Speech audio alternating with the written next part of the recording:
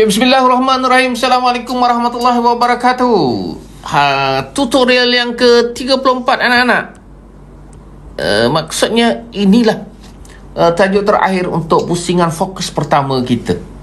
Dan tamat saja fokus pertama ini, kita perlu tambah lagi fokus-fokus tambahan untuk memastikan kita tidak terperangkap dengan apa yang kita target dan akhirnya tak keluar.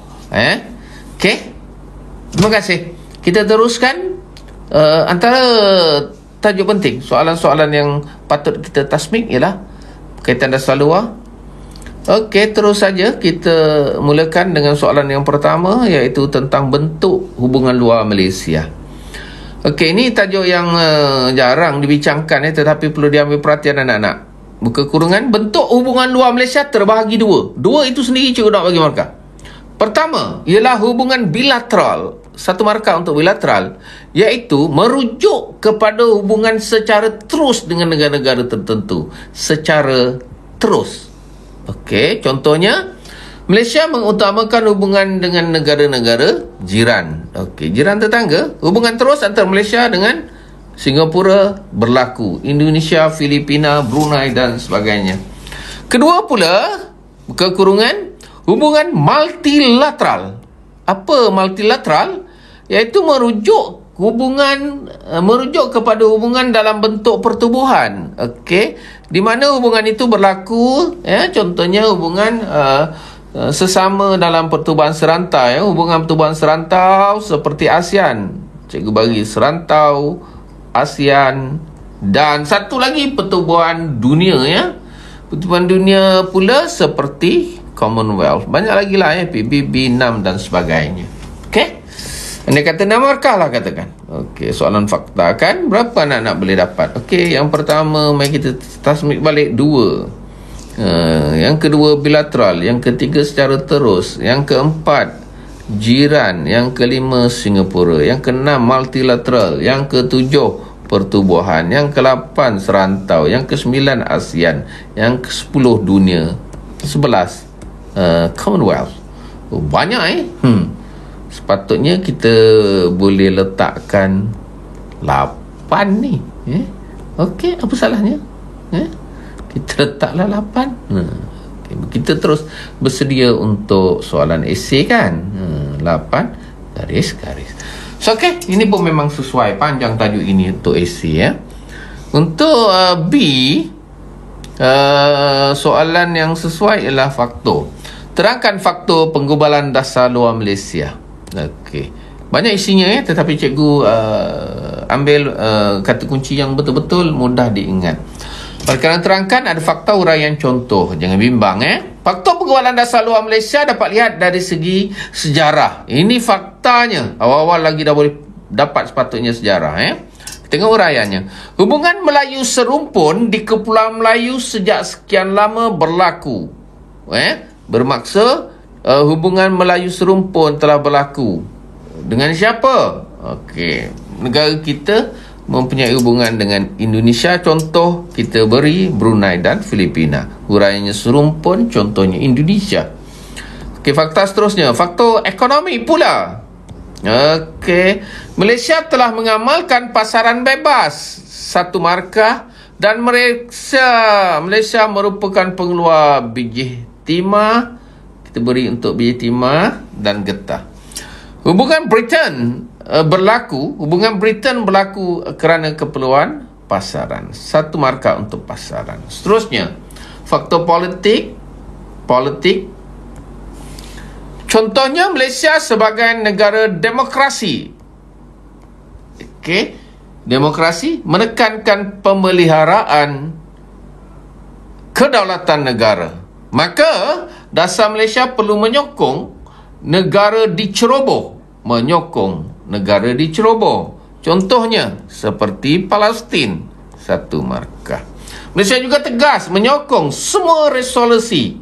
Okey, menyokong yang telah diambil oleh PBB. Tutup, bagi mencapai keamanan dunia, keamanan. Teruskan, boleh semua? Dari faktor geografi satu markah pula berlaku kerana Malaysia bersempadan negara jiran. Okey, seperti Singapura, Thailand dan Indonesia. Kita beri kepada contoh Singapura. Setuju? So, kita andaikan kat sini memang 8 markah UC pun banyak. Okey, yang pertama, faktor apa? Faktor sejarah. Kedua, faktor Melayu serumpun. Ketiga, contoh Indonesia. Keempat, ekonomi. Kelima, bebas. Keenam, biji timah. Ketujuh, pasaran. 8, politik. 9, demokrasi. 10, menyokong negara diceroboh. 11, Palestin. 12, menyokong semua resolusi. 12, keamanan geografi. 13, bersempadan. 14, Singapura. 15, Okey, banyak sekali. Memang itu sewajarnya kita boleh dapat. Betul, ke-15 kita tengok balik 1, 2, 3, 4, 5, 6, 7, 8, 9, 10, 11, 12, 13, 14, 15, 16 sebenarnya. Ya. Okey, 16 maksima, 8 garis. Okey. Ada lagi tajuk penting yang lain Okey, kita tengok. Terangkan tahap pertama dasar luar Malaysia berkekurungan. Tahap pertama dasar luar Malaysia berlaku ketika pemerintahan Tunku Abdul Rahman, Tunku Abdul Rahman 1. Dasar luar kita Pro Barat. Itu dasar pertama di peringkat awal kemerdekaan. Negara kita anti komunis. 1 markah. Kerana negara kita diancam parti komunis, iaitu Parti Komunis Melaya. Kita mengamalkan dasar berbaik-baik dengan jiran. 1, patutnya di jiran Okey, jiran 1. Dan yang kedua, negara Commonwealth. Malaysia turut menandatangani perjanjian pertahanan dengan Britain. Okey, perjanjian pertahanan dengan British Britain. Okey. Kita berbaik-baik dengan jiran. Tak nak beri, tadi kita dah baik kerana tentangan terhadap gagasan Malaysia. Krisis seperti konfrontasi dengan Indonesia, terputusnya hubungan dengan Filipina, dan keluarnya Singapura dari Malaysia. Okey, memerlukan usaha memelihara hubungan baik dengan jiran. Okey, yang itu hanya bukan huraian penjelasan cikgu tak nak beri. Okey, anda kata 8 markah, berapa kita boleh dapat di sini? Yang pertama, Tunku Abdul Rahman. Yang kedua, Pro Barat. Yang ketiga, anti komunis. Yang keempat, parti komunis. Yang kelima, jiran. 6, Commonwealth. 7, perjanjian pertahanan. 8, gagasan Malaysia. 9, konfrontasi. 10, terputus. 11, keluarnya Singapura. Semua sekali 11 1, 2, 3, 4, 5, 6, 7, 8, 9, 10, 11 banyak anak-anak boleh dapat Jangan risaulah kalau keluar essay. Cuba cikgu percaya anak-anak boleh dapat. Okey, bagaimana dasar luar Malaysia di tahap yang kedua kita semak. Tekan 8 markah juga. Tahap kedua, dasar luar Malaysia berubah kepada dasar berkecuali. 1 markah untuk berkecuali dan berbaik-baik dengan semua negara kerana kurangnya pengaruh Britain di timur. Okey, kurangnya 1 markah.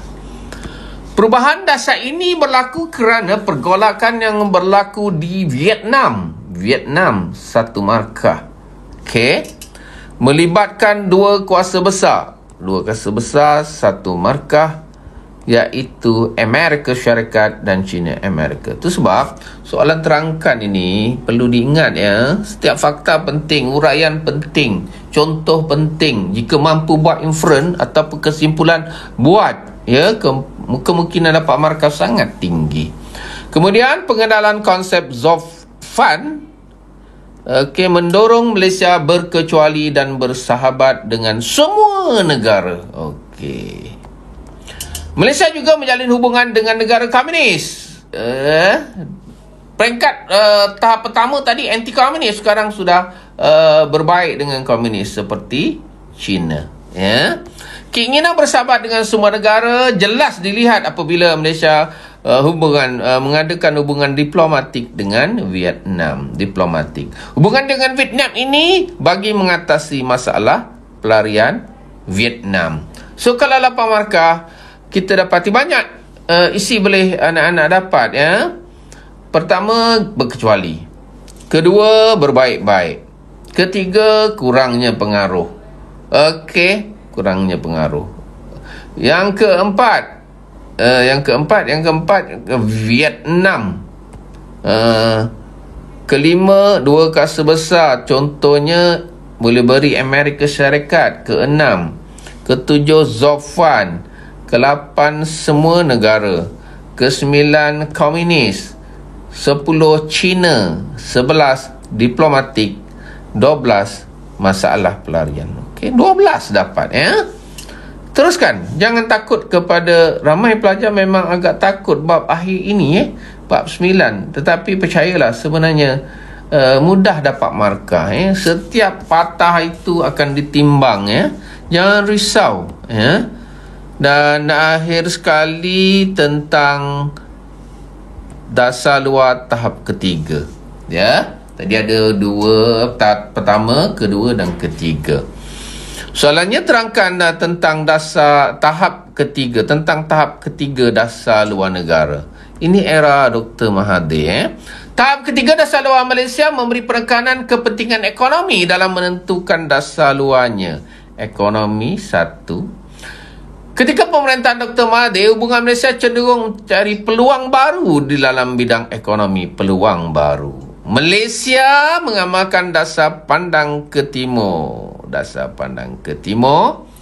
Negara kita menjadikan Jepun 1 markah untuk Jepun dan Korea sebagai model untuk memajukan negara. Contoh Korea ini macam contoh terbalik, tapi tetap kita bagi kepada faktanya ialah model. Datuk Seri Dr. Mahathir melawat ke pelbagai negara baru untuk membuat hubungan khas di bidang perniagaan. Melawat 1 markah. Untuk bidang perdagangan 1 markah. Beliau ke Afrika, ini contoh boleh diberi. Contoh lain, Amerika Selatan, Caribbean dan Pasifik Selatan. Lawatan ini menghasilkan perjanjian perdagangan 2 hala yang menguntungkan. Menguntungkan, kita beri perdagangan 2 hala pun menguntungkan kedua-dua pihak. Andai kata 8 markah, berapa kita dapat markah, ya? Mari kita tengok sama-sama. Mari kita tengok. Yang pertama, ekonomi. 2, peluang baru. 3, dasar pandang ke timur. 4, Jepun. 5, model. 8, melawat. 9, perdagangan. 10, Afrika. 11, perdagangan 2 hala. 12, menguntungkan. 12 markah untuk anak-anak semua, ya. 12 markah, maksima 8 garis-garis. Tamat sudah untuk sampel skrip sesi pusingan ini. Mudah-mudahan kita sehat. Kita akan bertemu lagi untuk pusingan kedua, ya. Ini pun sama, terangkan pertama, terangkan dasar di peringkat kedua, ya. Terangkan juga ni, terangkan dasar pada tahap ketiga. Kita tengok bagaimana dengan nota kita. Apa yang penting, ya? Yang pertama, dasar luar tadi kita dah tengok, ya. 2, 1 bilateral. Semak semula multilateral. Boleh dapatkan nota ini, jangan bimbang. Dan anak-anak boleh ulang kaji saat akhir, malam terakhir pun boleh. Jangan risau, insya-Allah. Selepas tahu bentuk, kita lihat tahap, ya. Bukan, kita lihat faktor dulu. Tengok faktornya. Faktor yang pertama ada faktor sejarah, ekonomi, politik, faktor geografi. Yang ini perlu dilihatlah. Jemputlah anak-anak buat ulang kaji tasmik pelan-pelan dengan gembira ya. Tahap pertama, tahap Tunku Abdul Rahman. Apa yang Tunku Abdul Rahman buat? Pro Barat, anti komunis, berbaik-baik dengan jiran dan Commonwealth, buat perjanjian pertahanan. Dia agak berbeza dengan dasar berikutnya ya. Tidak memilih, semua kita berkawan. Tahap kedua, berbaik-baik. Ini ketika era Tun Abdul Razak dengan semua negara, kerana Britain pada masa itu sudah mulai hilang pengaruh di timur ya. Malah pada masa ini ketika zaman Tun Abdul Razak berlaku perubahan dasar ya, sehingga kita berkawan bukan sahaja dengan Amerika, juga negara komunis seperti China. Tambah pula Zofwan melaksanakan dasar berkecuali, bersahabat dengan semua negara. Maka Malaysia mulalah menjalin dengan negara komunis ya, iaitu China dan Vietnam. Itu saja. Kita lihat yang terakhir, dasar tahap ketiga ya. Tahap ketiga ini lebih kepada ekonomi itu ketika Dr. Mahathir mencari peluang-peluang baru ke negara-negara yang tidak kita kenali selama ini, dan di samping mengukuhkan dasar pandang ke timur, iaitu dasar dengan Korea Selatan dan Jepun. Negara-negara baru yang buat hubungan dengan kita ya.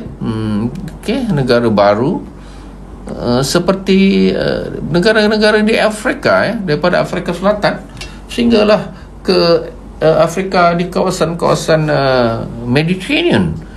Negara-negara Argentina, Brazil semua dilawati oleh Dr. Mahathir. Begitu Caribbean di kawasan Amerika Tengah ya. Dan kepulauan Pasifik Selatan juga, seperti negara-negara seperti Fiji ya. Dan memang menguntungkan dasar ini. Kita tamatkan di situ, insya-Allah. Dalam pusingan akan datang kita melihat hubungan antarabangsa, kita akan pilih pertemuan-pertemuan yang penting ya. Itu saja. Jumpa lagi. Terima kasih kepada semua adik-adik cikgu. Selamat dan semuanya cikgu doakan boleh dapat A+. Teruskan bersama tutorial cikgu, insya-Allah. Assalamualaikum warahmatullahi wabarakatuh dan salam sejahtera.